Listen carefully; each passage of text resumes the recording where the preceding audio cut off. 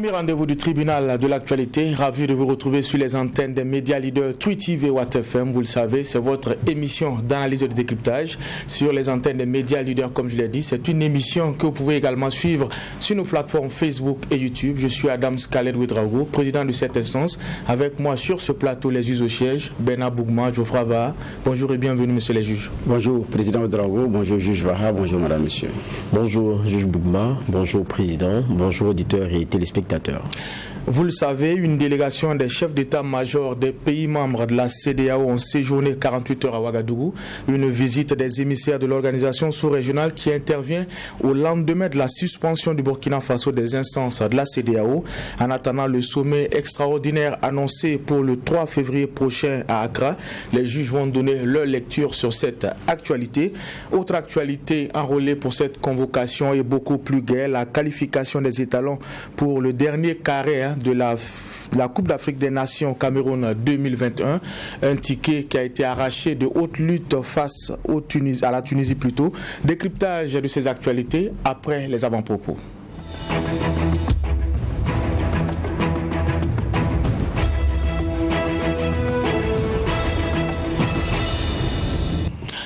Messieurs les juges, vous avez la parole. Alors, première convocation de la semaine. Juge Bougma, qu'est-ce qui retient votre attention?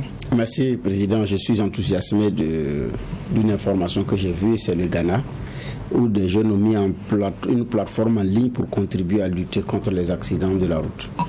Donc, la plateforme permet de prévenir sur ce qui se trouve sur la route en termes de dégradation, ou bien s'il y a une panne et peut-être qui bloque la circulation, ou bien il y a de la difficulté par rapport à cette situation. Donc c'est une application, vous l'installez et puis vous prenez la route et puis la plateforme vous renseigne.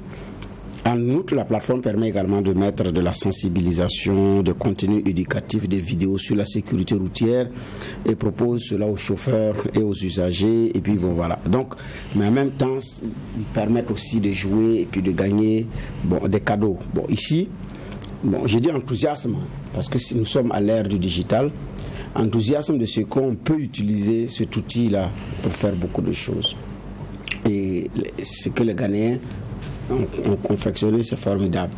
Je n'ai pas dit que les Burkinabés n'ont pas confectionné des plateformes formidables, non. Il y en a à l'appel. Et j'y reviendrai par moment, en fonction aussi des découvertes et tout. Mais là aussi, c'est assez original. Au moment où certains utilisent les réseaux sociaux pour autre chose. Moi, j'ai dit un réseau social, l'ère du numérique, donc le digital, c'est un outil, c'est un instrument. C'est vous qui décidez de ce que vous allez en faire. C'est vous qui décidez de comment est-ce que vous allez l'utiliser. Et c'est vous qui décidez de vous en servir comme vous voulez. Donc ici, c'est très bien. J'ai dit je suis enthousiasmé parce que ça ouvre également la voie à de nouvelles réflexions, à de nouvelles perspectives. Et en même temps, je lance également un appel aux Burkinabés qui sont effectivement dans ce domaine-là, de diversifier les regards et aussi de nous sortir des plateformes et des applications pour améliorer notre quotidien. Les Burkinabés ont le génie et peuvent le faire. Le reste maintenant, c'est une question aussi de promotion, d'engouement et d'encouragement pour aller vers le contenu, le local. Mais j'ai dit, si c'est bien fait, si c'est pertinent, les uns et les autres vont y aller sans chercher à réfléchir.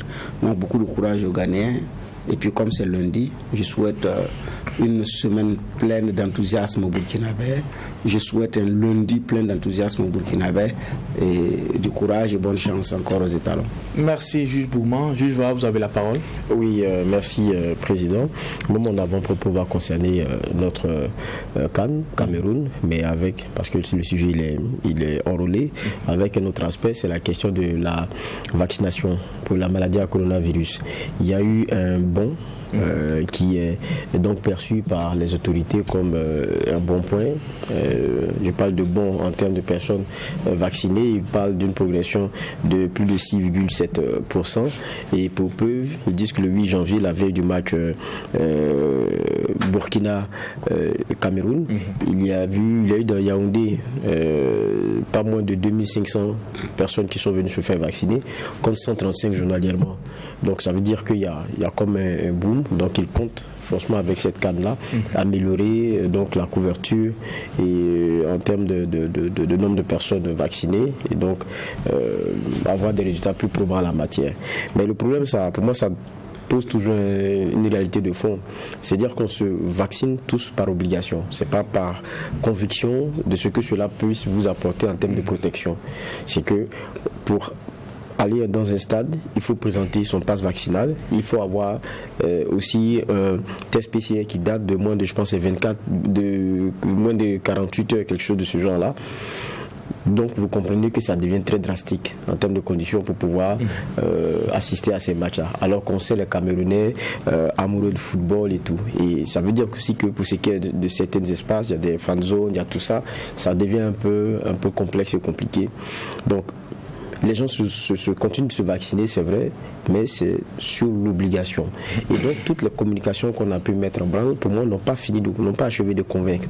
Et bon, nous, on est encore dans cette dynamique, alors que quand vous prenez certains pays, même occidentaux, qui ont subi le courroux et payé le tribut de cette maladie à coronavirus, ils sont en train de poser le problème même de la question des libertés face à certaines restrictions qui sont prises vis-à-vis de certaines personnes, étant entendu que le vaccin lui-même, et malgré qu'ils aient eu des taux très intéressants, ne dénote pas forcément de ce qu'il soit d'une autre tendance outre mesure. Parce que dans certaines zones où il y a des taux de vaccination très élevés, on compte encore des taux de contamination qui soient aussi élevés. Donc des choses qui sont inexplicables. Maintenant, c'est vrai que quand vous êtes vacciné, vous subissez la maladie de façon moins dure. Mais je pense que tout devrait passer par la conviction d'abord. C'est la meilleure façon de faire adhérer. Sinon, l'obligation est finie par créer le rejet et on a toujours ces problèmes. Et je suis convaincu, pour revenir à la question de la CAN, que la CAN terminée, c'est même pas sûr que certains iront terminer leur deuxième dose. Mais lorsqu'ils comprendront que pour avoir votre passe, la CAN sera finie, ils risquent d'avoir ça. Donc il faut procéder par la conviction. Je pense que c'est la meilleure des façons. Merci, messieurs les juges. Merci également à l'équipe de réalisation de cette émission, le tribunal de l'actualité. Une équipe qui nous permet d'être ensemble du lundi au vendredi sur les antennes des médias leaders Truth TV et Watt FM. Je l'ai dit en début d'émission, depuis le 28 janvier dernier, le Burkina Faso n'est plus membre des instances de la CEDEAO. Une sanction qui a été prise à l'issue du sommet virtuel des chefs d'État et de gouvernement de l'organisation sous-régionale. Alors, juge Bougman, c'est une décision prévisible, c'est le contraire qui aurait étonné. Oui, prévisible, c'est le contraire qui aurait étonné.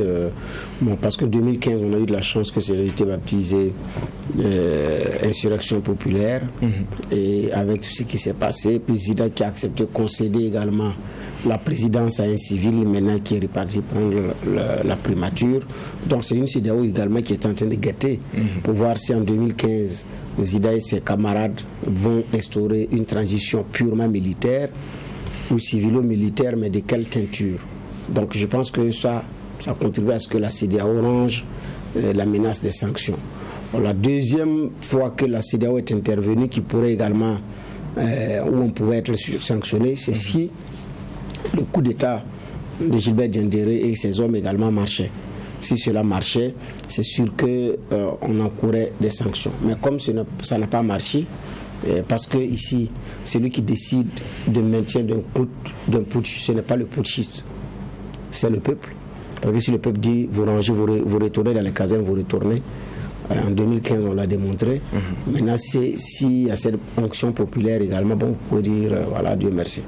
Donc ici, cette année, cette fois-ci, c'est très différent. Ce n'est pas une insurrection populaire. Et donc, naturellement, on devrait s'attendre à des sanctions. Sauf que ça a été effectivement automatique.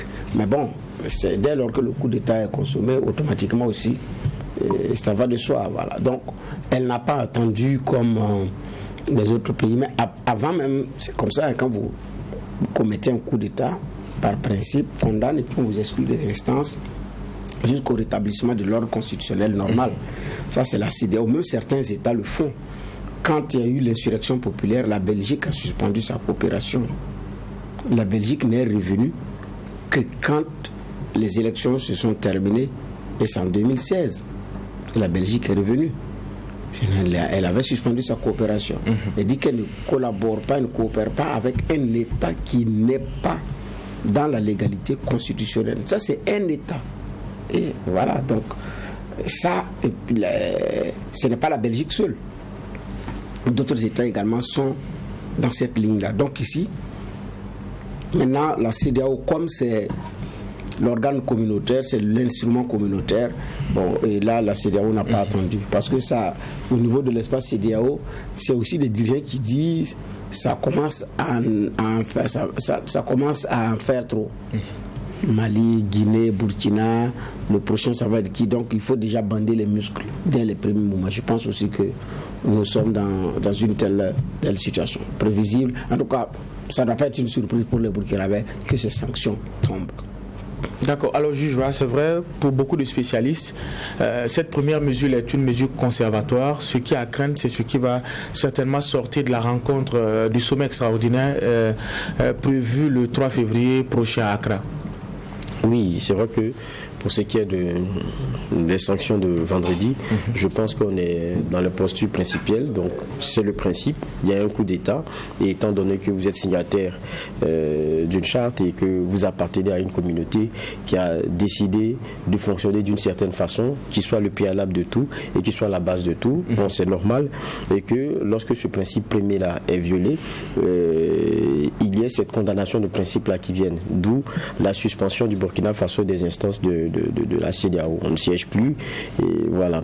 Donc c'est le temps aussi de lire un peu plus dans ce qui est en train de se passer au Burkina. C'est pour ça aussi qu'il y a des missions auxquelles nous avons droit, missions militaires et civiles. Celle militaire, elle a commencé samedi avec ce qu'on a vu, et il y a celle civile qui devrait débuter aujourd'hui. Donc on n'est pas surpris, et ça c'est clair, de la sanction qui est prise. Maintenant, on peut déjà aussi se réjouir de ce qu'elle ne soit pas lourde outre mesure dans le départ.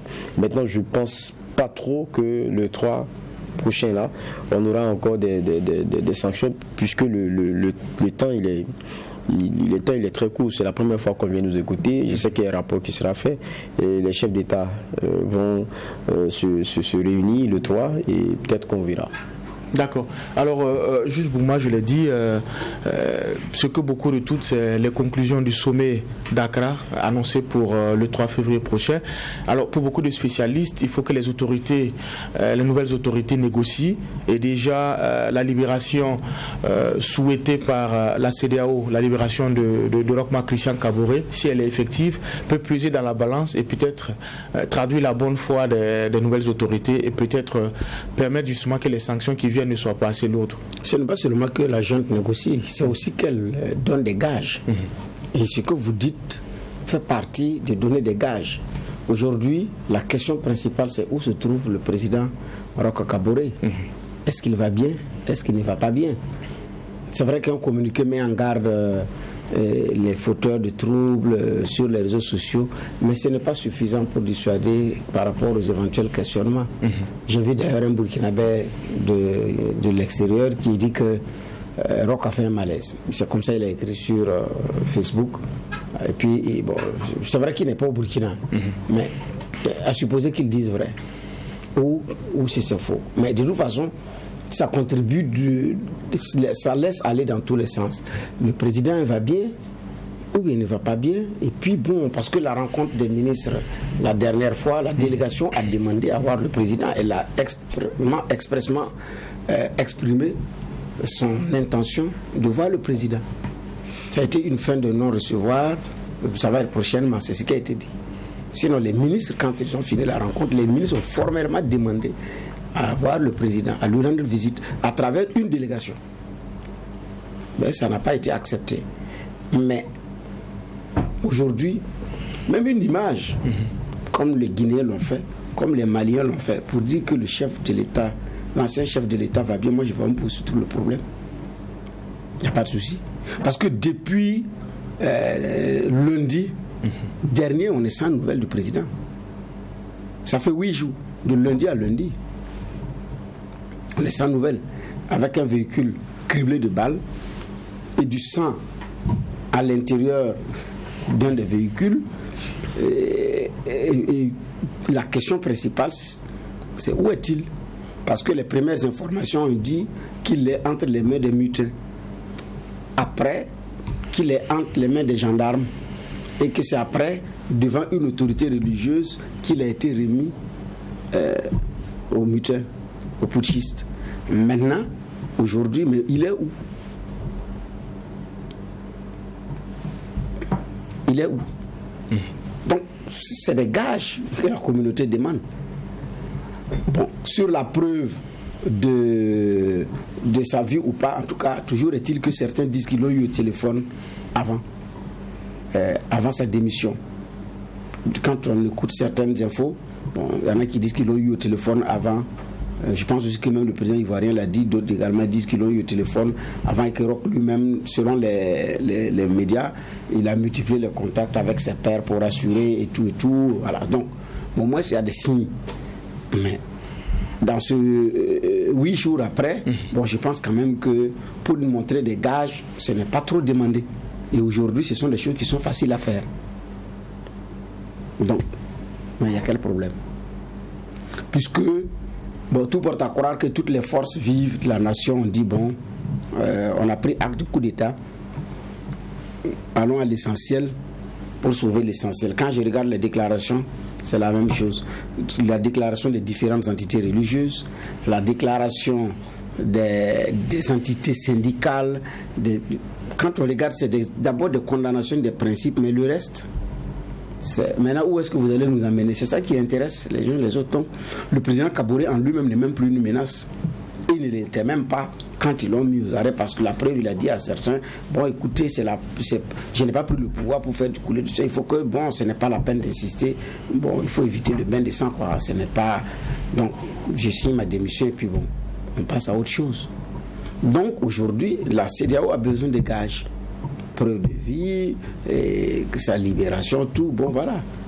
Donc, mais donc, c'est dit également que Damiba et ses hommes savent. Ce n'est pas pour rien que les émissaires étaient attendus vendredi et c'est jeudi soir qu'ils parlent. Cette adresse-là, même si elle était prévue, c'est pas sûr qu'il n'y avait pas un lien avec l'arrivée des émissaires de la CEDEAO. Déjà pour assurer, et déjà parce que c'est aussi un silence qui commence à être pesant, qui commence à être long. Je dis bien, c'est une CEDEAO qui a besoin de gages. Et en fonction des gages donnés, ça peut jouer maintenant, ça peut peser par rapport à ce qui va être donné. Le Mali, la CEDEAO a attendu des gages. Mais après, c'est difficile au Mali de regarder. Parce que Ibeka tombe, on dit c'est démission assistée. Donc, des sanctions, les uns les autres font, voilà. Mais quand Bandao et son premier ministre Mokhtar Wan ont été déposés, alors là, ça a pris une autre tournure. Et quand les Maliens ont officiellement annoncé que le 27 février, ce n'est pas tenable, mais ils veulent 5 ans, les muscles étaient davantage bandés. Mais si les autorités maliennes partaient pour dire on ne pourra pas faire ça en février, mais on pourra faire ça en mai ou juin, je ne pense pas qu'on serait dans les mêmes proportions de sanctions. Parce que des gages, si des gages étaient donnés avec des éléments de preuve à l'appui, tout, ça oui, mais la communauté n'a pas eu ça. Donc au Burkina, ce que la CEDEAO aussi veut, c'est aussi des gages. C'est vrai qu'il y aura de la discussion, mais issu des questions de principe, ça c'est pas une affaire de discussion. Un coup d'État, même tous ceux qui disent bon, il y a eu un coup d'État, on prend acte 10, par principe on condamne. Donc ça c'est le principe.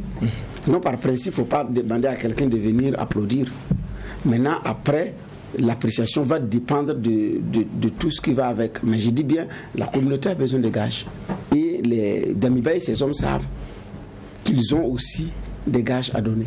D'accord. Alors, après cette décision de la CEDEAO, les Burkinabés étaient divisés entre incompréhension et indignation. Certains estiment que cette même CEDEAO n'était pas aux côtés du Burkina dans la lutte contre le terrorisme. Certains estiment qu'il faut même aller plus loin, quitter cette organisation sous-régionale. On a vu des sorties de certaines organisations de la société civile qui ont même désigné certains chefs d'État persona non grata au Burkina Faso. Est-ce que cette question aussi souvent n'est pas traitée avec beaucoup de passion?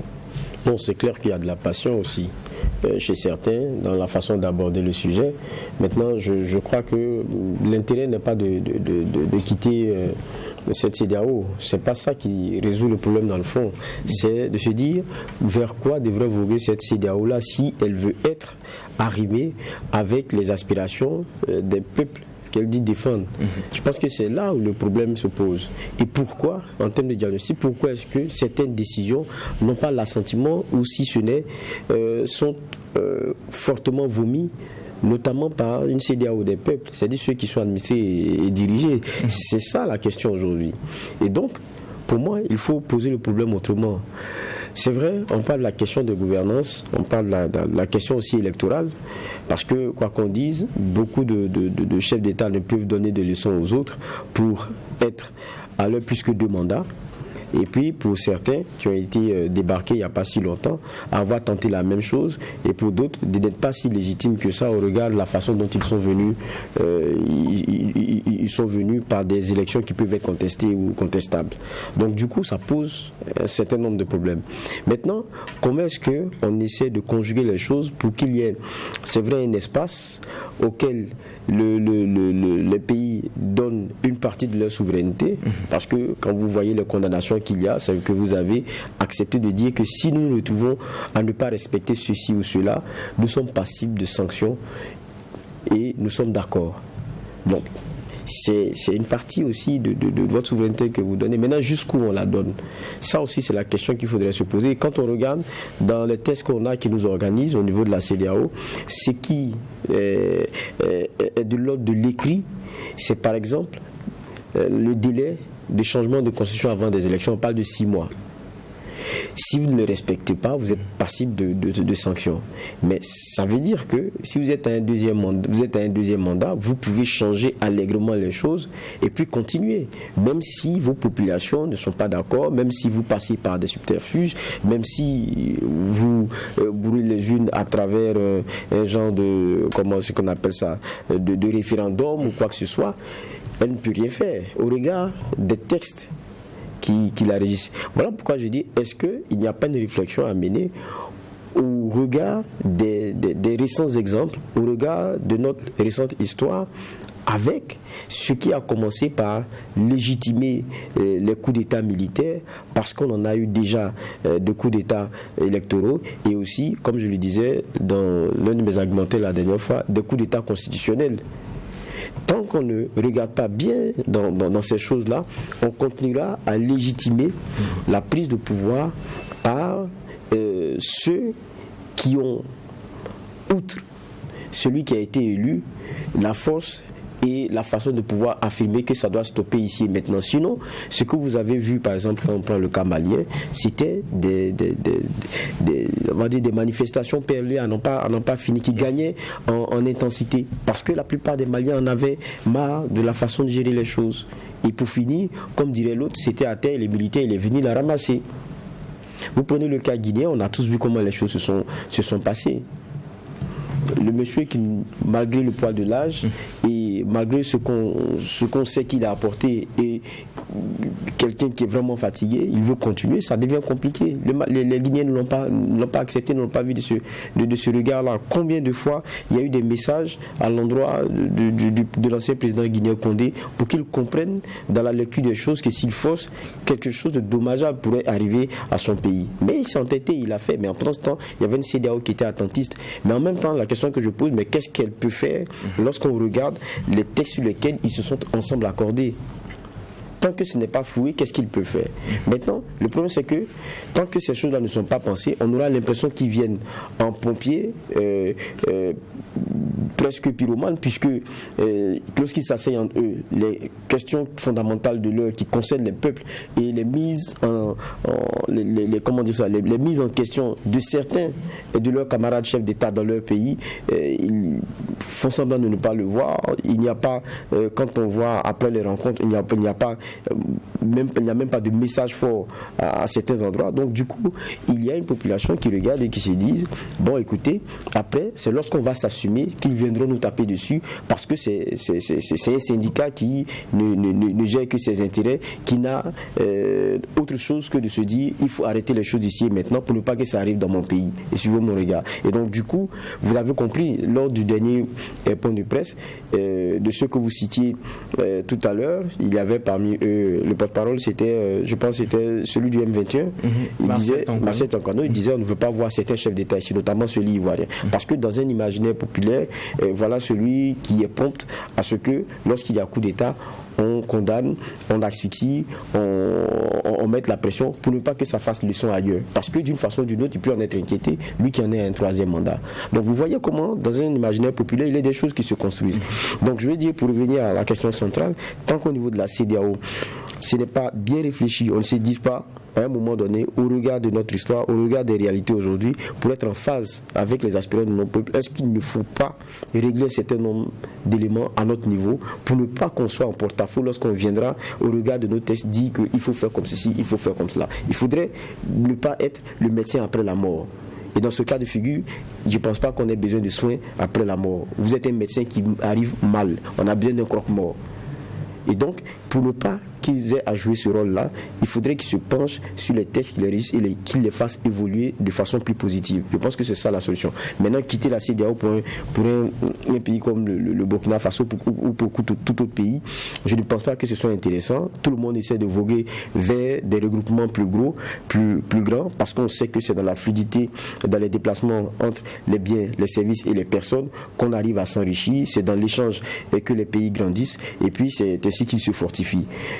Aller en cloisonnement, aller dans la restriction, ce n'est pas ça qui va sauver. D'accord. Alors juste pour votre regard sur ce débat-là qui a été aujourd'hui récupéré par certaines organisations de la société civile, on annonce même une mobilisation de soutien aux nouvelles autorités le 12 février, si ma mémoire est bonne, pour notamment montrer leur soutien et dire non à ces sanctions-là. Est-ce qu'il ne faut pas changer de fusil d'épaule pour beaucoup? Au lieu de bander les muscles, il faut être dans une diplomatie beaucoup plus agissante pour négocier une porte de sortie. Bon, les deux, chacun joue sa partition et qui mieux. N'oublions pas que avant même que ça n'arrive au Burkina, avant le coup d'État ici, les jeunes burkinabés étaient frustrés, ils n'étaient pas contents de ce qui se passe au Mali, donc parlant de l'attitude de la CEDEAO. Donc c'est une CEDEAO qui vient déjà dans un pays où elle était déjà mal aimée, compte tenu de ce qui se passe au Mali et de ce qui s'est passé en Guinée. Parce que les signes avant-coureurs étaient annoncés et c'est une CEDEAO qui n'avait pratiquement rien fait. Ce qui a davantage outré les Burkinabés, et ce n'est pas seulement les Burkinabés, les jeunes de l'espace CEDEAO, on a vu la sortie de Alpha Blondy, des messieurs comme Alpha Blondy. Donc ce qui a outré les uns et les autres, c'est quand la CEDEAO a parlé d'une force en attente à activer pour le cas malien. Activer une force en attente pour aller déloger des soldats qui ont pris un pouvoir. Alors qu'on a une zone dite des 3 frontières où on a besoin de ressources et la CEDEAO, la force en attente, n'est pas disponible. On ne savait même pas qu'elle existe. Après les peuples Ecomog, une force ouest-africaine, on n'en a plus parlé. Donc ça a déjà outré les Burkinabés. Et beaucoup de jeunes de la sous-région et même au-delà. C'est une attitude pure, c'est-à-dire inimaginable, c'est extraordinaire. Donc déjà, ça, pour des Burkinabés qui sont déjà fâchés, qui attendent de pied ferme, ça se comprend. Il y a également ceux qui disent, soyons réalistes. Même si nous ne sommes pas contents, même si on est fâchés, il faut également être réaliste. Ce n'est pas la peine de bander les muscles jusqu'à un certain niveau, tout en sachant que c'est un bras de fer dont vous n'allez pas gagner. Parce que c'est un puissant outil. Nous sommes membres de l'UEMOA, une BCEAO à côté. Donc, et encore que nous sommes un pays de l'interland. Le Mali a la chance d'ailleurs que la Guinée lui a ouvert son port. Nous, on n'a pas même pas ça. Qui va nous ouvrir son port? Donc, je pense que c'est pourquoi certains disent attention, on n'est pas content, mais il faut être réaliste. Revenons sur terre. Donc, tous les deux sons de cloche ne manquent pas d'arguments. Mais moi, ce n'est pas la pertinence des sanctions, c'est leur efficacité. Est-ce que ça va être efficace à l'épreuve terrain? Nous sommes exclus de la CEDEAO. Oui. On ne participera plus au sommet. Nos dirigeants ne participeront plus au sommet. Bien. On ne pourra pas faire élire nos compatriotes à les instances. Oui. En quoi ça change notre quotidien? Ces deux-là, ces sanctions déjà, suspension, là, ça change notre quotidien en quoi? Maintenant, c'est quand on va monter le niveau de sanctions que peut-être on peut ressentir les effets. Par rapport à un certain nombre de verrous, ça oui. Parce qu'avec déjà la maladie à coronavirus, quand on a fermé les frontières terrestres et aériennes, ça a été très dur à un moment donné. Quand on a rouvert, bon, nous on a, même quand jusqu'à présent c'est maintenu fermé, ça a joué, l'impact sur ceux qui sont dans le petit commerce a été très fort. Parce qu'il y a un flux également de marchandises qui quittent ces pays-là, qui viennent, il y a des échanges qui sont faits entre le Burkina et plusieurs autres pays en termes de petits commerces qui ne passent pas par des gros porteurs, mais qui passent par les transporteurs de personnes. Donc, les cars comme on les appelle, des compagnies de transport. Leurs bus transportent suffisamment de marchandises, des effets de l'habillement, de l'électroménager, même jusqu'à des produits de soins, des médicaments ou des produits de beauté. Et tout ce petit commerce-là, tout ce circuit a été frappé en plein fouet. Et ça a joué sur ceux qui sont dans le domaine. Ça, c'est déjà ça. À un moment donné, les produits qui venaient de la côte, quand je parle de côte, je parle des pays côtiers, à un moment donné, ça manquait sur le plan alimentaire. Il y a des choses que vous ne pouvez plus acheter. Un temps, Aloko avait presque disparu. Alors qu'il y en a qui en consomment. Bon, c'est vrai que, bon, voilà, mais ça a été réorganisé, mais les prix aussi ont flambé. Donc, déjà, ça, c'était une difficulté. Mais si encore on resserre le verrou sur certains autres aspects, il est à craindre que cela puisse être davantage plus dur pour nous. Si c'est relayé au plan international et tout. Maintenant, nous, comment nous se réorganisons face à tout ça? Moi, ce n'est pas la pertinence, l'efficacité des sanctions, non. Ça, c'est pas d'abord ça qui l'intérêt pour moi. L'intérêt, c'est comment nous organisons nous-mêmes d'abord pour faire face à cette situation. Que des gens aient la crainte, oui. Même dans les grandes guerres, il y a des soldats qui ont peur. Hein. Et à cause de leur peur, ils peuvent décimer une armée. Rien que pour se protéger parce qu'il a peur. Donc que les gens aient peur de dire attention, ne bandons pas les muscles parce que c'est nous qui aurons chaud. Moi, je peux comprendre. Mais maintenant, nous, comment nous nous organisons pour faire face éventuellement à ces sanctions, si d'aventure ces sanctions auront ou pourront avoir des effets sur nous. Je pense que tout le gros boulot est à ce niveau. On s'organise comment? Avec quels moyens? Et avec quel effort? Avec quelle contribution? Nos pays amis, comment ils pourront nous aider si les frontières sont verrouillées? Parce que c'est aussi le moment pour ces pays de manifester leur solidarité vis-à-vis de nous. Même si le Mali dit qu'il n'y a pas de problème, vous avez mon couloir. C'est vrai que nous, on avait même fermé avec le Mali quand la CEDEAO a pris ses sanctions. On a supposé que le Mali dit, bon, par humanisme, on ouvre. Donc, nos produits vont quitter la Guinée, passer par le Mali puis venir au Burkina. Ça pendant combien de temps? Donc, moi, c'est comment nous nous organisons là qui m'intéresse. Le reste là, ça ne m'intéresse pas beaucoup. Parce que c'est la réponse que nous allons pouvoir donner en face pour assumer notre posture qui va déterminer notre grandeur et qui va faire en sorte que la CEDEAO et les autres États puissent nous respecter.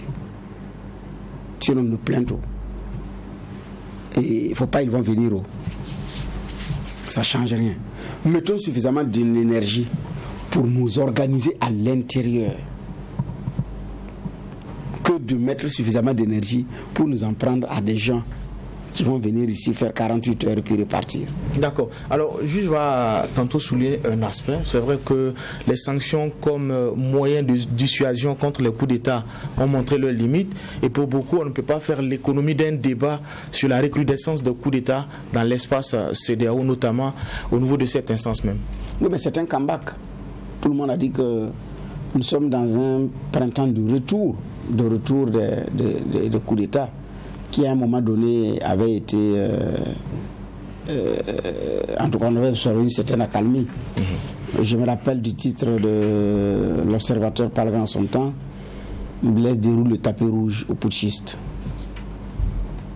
faisant référence à ce qui avait été donné comme mesure à prendre pour ne pas que les coups d'État aient encore lieu sous nos cieux, à travers des textes additionnels au niveau de la CEDEAO, et j'en oublie.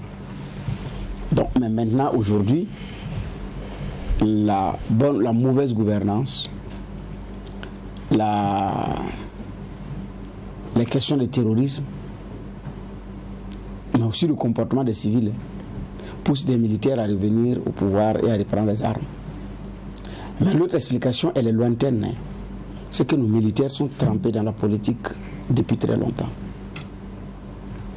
Et donc, chemin faisant, ils ont pris goût à la politique. Donc, depuis la mise en œuvre jusqu'à maintenant, les militaires n'ont pas quitté le cercle de pouvoir. Chaque homme politique a ses hommes. Il y avait même ces mouvements de gauche qui regroupaient des officiers, le ROC. Le regroupement des officiers communistes au Burkina, ça existait. Le ROC, regroupement des officiers communistes, ça existait au Burkina. Donc, la politique a eu le temps de rentrer. Certains officiers sont arrivés à créer des partis politiques au Burkina, en n'étant même pas encore à la retraite. Donc, c'est aussi une armée politisée. Là, il ne faut pas aussi qu'on se voile la face. Ça, il ne faut pas qu'on se voile la face. Et ensuite, au procès Thomas Sankara, on a vu les propos du colonel Louis Joigny, Yamego, qui était chef d'état-major des armées. On se rappelle des propos qu'il a tenus. Donc, ce sont des armées politisées. Et vous regardez, c'est même pas seulement le Burkina. Là où il y a recrudescence de coups d'État, c'est des moments où des armées ont plusieurs fait intrusion dans le pays. Niger, Mali, Burkina, Mauritanie. Ça regroupe pratiquement les pays du G5 Sahel. Donc, ces incursions au sein de la politique ont fait en sorte qu'effectivement, c'est devenu pratiquement aussi des hommes politiques en béret, quoi. Donc, qui ont un flair politique, qui ont un goût aussi politique, parce qu'avec la politisation, la promotion également prend un coup. Donc, à un moment donné, il y a un problème d'équité dans les montées en grade, dans les responsabilisations, parce que vous n'êtes pas le petit de un tel, vous n'êtes pas le bon petit de un tel, ça ne marche pas. Donc, mais c'est la conséquence de tout ça. Donc, il y a un printemps, donc il y a un goût pour le retour des coups d'État chez nous. Le Sénégal est pour le moment resté dans sa virginité. Voilà. Donc, même si là-bas il y a eu des velléités, que certains Sénégalais civils ont contribué à résorber, comme le journaliste Abdou Latif Coulibaly qui a été reçu au tribunal de l'actualité. Il fait partie de ceux qui ont travaillé dans l'ombre pour qu'un coup d'État ne se produise pas au Sénégal et puis ça a été maîtrisé. Bon, je ne pense pas qu'après ça, peut-être qu'après ça a eu des volontés de putsch, mais bon, pas abouti, je ne sais pas. Mais en son temps, c'est des gens qui avaient contribué beaucoup dans l'ombre pour que ça n'arrive pas. Arriver à mettre en la tête du soldat sénégalais de défendre la patrie et de laisser la politique aux politiciens. Même s'il y a des tambouilles politiques sérieux, des secousses, ils auront l'intelligence nécessaire pour s'en sortir. Mais bon, ici, je dis bien, c'est plusieurs facteurs cumulés à cela qui justifient les coups d'État. Même si on ne peut pas applaudir un coup d'État. Même si certains, comme Laurent Gbagbo, ont revendiqué des coups d'État salvateurs. Ça, c'est Bado l'avait à plusieurs fois d'ailleurs revendiqué. Et quand il y a eu le coup d'État au Niger contre le Tadjarché de Tandja, il avait applaudi. Il avait dit voilà, pour lui c'était un coup d'État salvateur. Bon, il avait été pris pour fou, traité comme tel et tout, mais aussi il faut également qu'on travaille pour que ça n'y arrive pas. Pour travailler pour que ça n'y arrive pas, il faut une bonne culture citoyenne, également une dépolitisation de nos armées, mais aussi faire la promotion de la bonne gouvernance. Mais à défaut, ça va toujours être compliqué. Merci, messieurs les juges. On l'a dit, c'est un sujet qui soulève beaucoup de passion. Nous allons parler de passion, mais cette fois-ci dans le domaine du sport. Il y a les étalons du Burkina qui font en ce moment une belle chevauchée au Cameroun à la faveur de la Coupe d'Afrique des Nations. Il faut dire que les poulains de Kamou Malo ont arraché leur ticket pour la demi-finale. C'était samedi dernier face aux Aigles de Carthage. Alors, juge, on peut dire que les étalons sont en train de monter en puissance dans cette compétition-là. Oui, monter en puissance et puis on voit aussi une bonne qualité de jeu. Mais surtout pour moi, c'est le plus important, c'est que la CAN est en train de montrer que le problème, c'est pas le nom des joueurs que vous avez sur la feuille et des clubs d'où ils viennent. Non, c'est plutôt la solidité du groupe que vous avez. Et c'est pour cela que beaucoup d'équipes dites grandes sont tombées. Et on a retrouvé jusqu'à l'étape dernière des équipes dont le nom n'évoque pas grand-chose lorsqu'on parle du football même africain. Donc ça veut dire déjà ce que ça veut dire. Certaines équipes dont les joueurs n'évoluent que dans le championnat local, mais qui ont transpiré une telle organisation et un tel rapprochement que ça a été une leçon pour beaucoup de voir un football se faire comme ça, avec tous derrière une même stratégie et puis bien on va dire un vrai bloc. Ça fait la différence et je crois aussi que c'est ce que le Burkina est en train de montrer petit à petit au fil des matchs. On a eu quelques sueurs froides dès le premier match face au Cameroun. On s'est dit oula, il devrait y avoir beaucoup de choses à régler parce qu'on avait des garçons qui semblaient déjà sur les nerfs, qui commettaient beaucoup d'erreurs. On a vu que c'était sur 2 pénaltys que le Cameroun a eu raison de nous, alors qu'on avait eu quand même en termes de fond de jeu beaucoup d'arguments.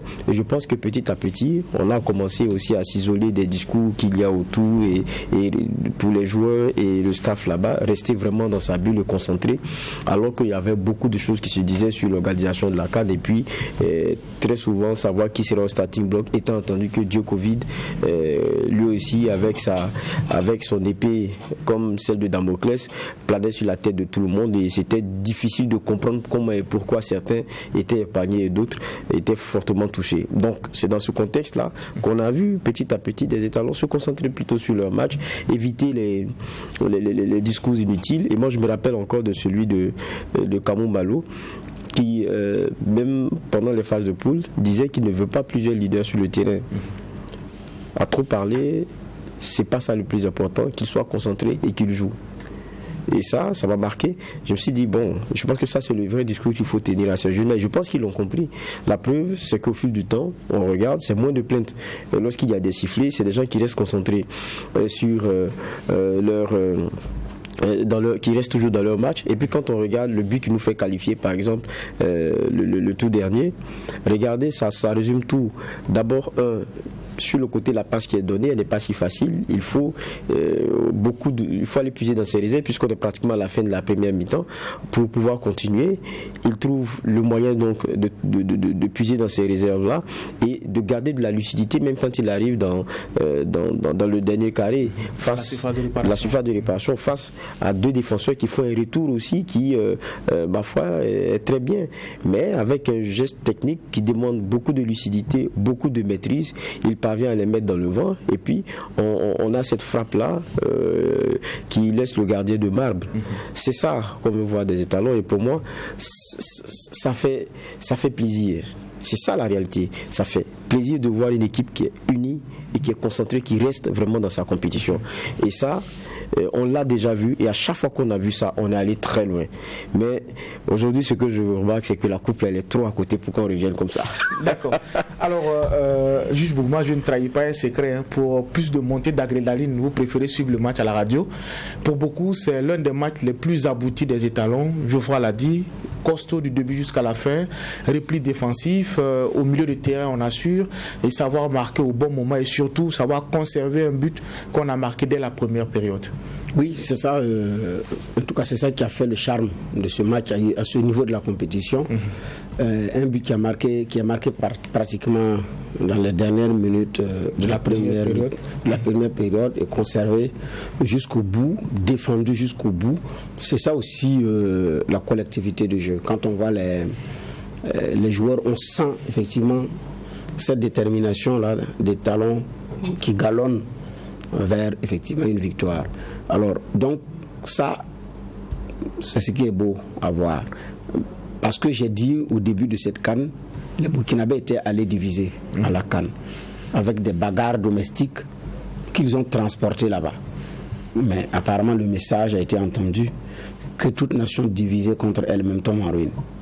Donc, c'est des gens qui se sont ressaisis pour pouvoir faire bloc autour d'eux, parce qu'il y a aussi un pays qui regarde et qui pousse. Donc, dès que ce message est entendu, l'essentiel, je pense que c'est sur le terrain. C'est dans la détermination, c'est dans le courage. Contre le Gabon, il était dit, les Gabonais sont venus gagner. Quand on a vu le jeu que les Gabonais ont déposé, ces messieurs-là sont venus gagner. Et les nôtres, c'est comme s'ils sont venus seulement pour jouer un match. C'est le commentaire qui a été fait et qui est vrai. On sentait plus de poigne du côté des Gabonais que du côté des Burkinabés. Mais bon, malgré tout, on a réussi à passer. Et avec tout ce qui va avec. On sait aussi maintenir le suspense comme pendant cette période de tir au but à répétition, ou quand l'équipe adverse marque, comme on appelle ça, manque, nous aussi on part manquer. Donc bref, je dis, ils se sont ressaisis effectivement pour pouvoir continuer à jouer. Donc c'est un beau match en tout cas qui a été donné de voir. Et on va dire quoi, on est supporters en même temps. Donc c'est beaucoup de courage. Et je dis bien, il y a un pays qui attend. Mais c'est un match qui a été très bien posé. Donc pour cette fois-ci, c'est pas que je n'ai pas voulu suivre, je n'avais pas assez de temps. C'était un week-end qui était chargé pour des événements sociaux, donc j'ai pas eu le temps. J'ai voulu suivre au moins pour une fois. À la télé. Depuis 2000, depuis l'an 2000, ça fait 22 ans. Moi j'écoutais à la radio. Voilà. Et puis je suis un homme de radio, ça aussi c'est la déformation. Voilà. Nous avons grandi avec la radio, pas avec la télé. Nous avons découvert la télé plus tard. Quand on découvrait la télé, on était déjà en CM2. Ça fait on était déjà au CM2 avant de voir une télévision allumée. Nous venons d'un autre univers, quoi, il faut parler ainsi. D'accord. Donc la radio m'a bercé depuis la tendre enfance, et même jusqu'au plan professionnel, j'ai préféré le choix de la radio parce que c'est là où je me sens plus à l'aise. La télé, bon, je suis venu dans une entreprise qui a créé une télé et je suis rentré là-dedans, bon, ça commençait à me réussir. Mais je suis beaucoup plus radio que télé. Mais maintenant aussi, pour des choix personnels, depuis 2000, j'ai fait le choix aussi de suivre les matchs à la radio, surtout quand les étalons jouent. D'accord. C'est maintenant que j'ai commencé encore à connaître quelques noms des joueurs des étalons. À un moment donné, j'avais décroché pour des raisons personnelles. Alors, juge, c'est vrai que quand on partait à cette compétition-là, on avait beaucoup d'appréhension. Une CAN sans Pitrois Pas, sans Alain Traoré, sans Bansé, qui ont écrit aussi les plus belles pages de ce 11 national-là. C'est une équipe qui est clairement en transition. Donc, il faut dire que Kamou Malo est en train vraiment d'être à la hauteur de l'enjeu. Non, il est à la hauteur de l'enjeu. Et puis, moi, je crois qu'avec lui, j'en discutais hier au journal dimanche soir avec Claude Ramba, il y a le courage de certains choix qu'il fait, incompréhensible au départ, et puis après qui commence à être probant, parce que ces derniers-là aussi, ces jeunes-là, ils ont envie de prouver qu'ils peuvent. Ils ont vu leur grand frère faire des choses, mais ils se disent qu'eux aussi peuvent écrire une certaine histoire aussi du Burkina Faso. Et ce qui est intéressant, il y a ce choix aussi qui a été fait, que ceux que vous citiez, Pitrois Pas, Dagano et autres, sont aujourd'hui, avec Bansé, ils sont à la cave. Vous prenez le cas de Bansé, il est team manager. Les autres sont à la CAN, depuis pratiquement le début, a aussi partagé leur expérience avec ces jeunes-là. C'est une équipe qui est en transition, mais c'est ça aussi peut-être pour moi la beauté, c'est-à-dire l'opportunité qui est donnée à certains de pouvoir faire leurs preuves et qui sont restés peut-être longtemps dans l'antichambre, mais qui avaient beaucoup à apporter. Je crois que c'est ça aussi qui devient donc très intéressant. Et à chaque fois qu'il y a un choix qui est fait par Kamou Malo de donner une chance, elle est crânement saisie. Et regardez bien, quand on n'a pas un seul buteur, ça varie. Vous regardez au fil des matchs jusqu'à maintenant, on n'a pas qu'un seul buteur. Et quand vous regardez dans tous les compartiments, c'est la première fois qu'on est agréablement surpris de voir que en attaque, vous ne pouvez pas compter sur une seule personne pour marquer. Sur le milieu, tout le monde mouille le maillot. Et puis derrière, vous êtes un peu quand même serein. Ça, c'est quelque chose qu'on n'a pas eu tout le temps. Ou quelquefois on a souffert parce qu'on n'avait pas de finisseur, ou on avait un milieu qui n'arrivait pas à tenir les transitions, ou lorsque le ballon revenait derrière, souvent avec le jeu de contre, vous êtes pris de coups et puis on sait que c'est un but qui est assuré. Aujourd'hui, dans chacun des compartiments, on a au moins un leader autour duquel les autres se construisent. Et puis quand même, quoi qu'on dise, même si on n'a pas autant de grands noms sur la liste, mais on en a quand même qui jouent sur des championnats, qui jouent dans des championnats qui sont bien calés et qui n'ont à rougir d'aucun adversaire et qui n'ont aucun complexe. Et quand on regarde ça, ça ne peut que des gaillardies. Mais je dis, ce qui fait gagner dans cette CAN, et c'est la preuve qui est donnée, c'est l'esprit de groupe. C'est-à-dire, si c'est des individualités, il y a beaucoup d'équipes qui les ont eues et elles ont déjà quitté la CAN. Les équipes qui ont gardé un groupe malgré les difficultés, ce sont ces équipes-là qui sont là aujourd'hui. Et puis, parlons un peu du Sénégal, parce qu'on a regardé aussi le match du Sénégal, le Sénégal qu'on va rencontrer, je pense que c'est terminé 3-1, non, face à la Guinée équatoriale. Voilà une équipe aussi qui a commencé avec beaucoup de balbutiements et dont on ne donnait pas cher la peau, même si souvent avant la CAN on dit elle est favorite, mais quand on regardait les matchs du Sénégal, ça ne rassurait pas. Mais hier, le Sénégal s'est remis en confiance et s'est remis en selle. Ça veut dire qu'on ne rencontre plus le Sénégal qui était dans ses turpitudes depuis le début de la CAN, qui était dans ses imprécisions depuis le début de la CAN, mais qui a eu une bouffée d'oxygène avec une victoire qui l'a régaillardie. Donc qui vient avec une certaine confiance aussi. Maintenant, il faudrait que le Burkina prenne et joue crânement ses chances face, et c'est ce qui est intéressant, à une équipe qu'on n'a jamais minimisée. On sait de quoi il s'agit. La plupart du temps, on s'est quitté, je pense, si ma mémoire est bonne, sur des matchs nuls. Maintenant, il n'y a pas à craindre l'adversaire. On a rencontré déjà plus coriace, et je pense qu'au fil du temps, on s'est forgé aussi, quoi qu'on dise, un certain moral. On s'est forgé aussi, quoi qu'on dise, un certain sentiment qu'on envoie aux autres. Ils ne sont pas si rassurés quand ils viennent rencontrer le Burkina Faso. À regarder le match et la façon dont on est monté crescendo, je suis convaincu que le Sénégal aussi va commencer à se poser un certain nombre de questions. Maintenant, d'un dernier point avec lequel, parce que je sais qu'on est pratiquement au thème, avec lequel je vais terminer, parce que Bernard parlait tout à l'heure de suivre le match à la radio et à la télé. Mais vous savez, ce qui est intéressant aussi, c'est que quand vous écoutez les commentaires des matchs, ça fait mal. C'est-à-dire que l'équipe burkinabé a rarement eu des commentaires favorables. Ça, c'est ce que quelquefois les supporters vivent dans les chairs. Comme on nous donne aussi des matchs avec des commentaires des commentateurs qui ne sont pas forcément dans nos centres d'intérêt, c'est ce qu'on voit. À un moment donné, on avait vu que les commentaires avaient commencé à être domestiqués. Ça donnait quelque chose. Bon, ces derniers temps, j'ai vu que c'était pas pareil. Mais je pense aussi que ce sentiment-là, c'est ça qui donne encore plus de sympathie derrière. Parce que vous savez, le Burkinabé n'aime pas quelque chose. C'est qu'on fasse du tort à quelqu'un. Et là, le sentiment devient plus fort. Au début, tout le monde était dans des critiques. Ah, les Italiens, est-ce que ça va aller loin? On a vu ici des procès entre X et Y. On a vu la fédération qui tape sur l'ancien président de la Fédé. Tout. On s'est dit, est-ce que ça va aller loin? Mais voilà, petit à petit, on est en train de faire notre bonhomme de chemin. Maintenant, un coucou à tous ceux qui commentent et qui pensent que le Burkina n'ira pas loin.